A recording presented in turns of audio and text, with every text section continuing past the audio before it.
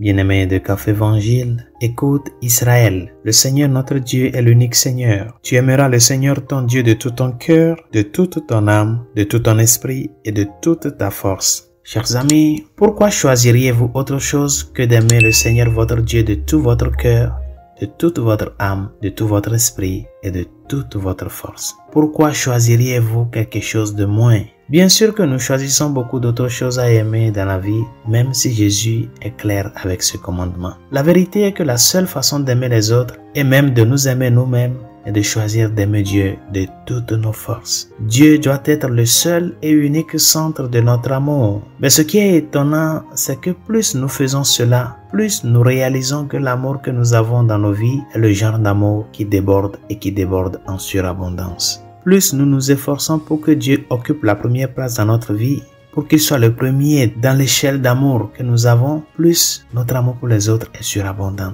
Et c'est cet amour débordant de Dieu qui déverse sur les autres. En revanche, si nous essayons de diviser notre amour par nos propres efforts, en ne donnant à Dieu qu'une partie de notre cœur, de notre âme, de notre esprit et de notre force, l'amour que nous avons pour Dieu ne peut pas grandir et déborder comme Dieu le veut. Nous limitons notre capacité d'amour et nous tombons dans l'égoïsme. L'amour de Dieu est un don vraiment étonnant lorsqu'il est total et dévorant. Chacune de ces parties de notre vie vaut la peine d'être méditée et examinée. Pensez à votre cœur et à la manière dont vous êtes appelé à aimer Dieu avec votre cœur. En quoi cela diffère-t-il d'aimer Dieu avec votre âme? Peut-être votre cœur est-il plus axé sur vos sentiments, vos émotions et votre compassion. Votre âme est peut-être de nature plus spirituelle. Votre esprit aime Dieu plus il sonde la profondeur de sa vérité et votre force est votre passion et votre motivation dans la vie. Et quelle que soit la façon dont vous comprenez les différentes parties de votre être, l'essentiel est que chacune d'entre elles aime Dieu en plénitude.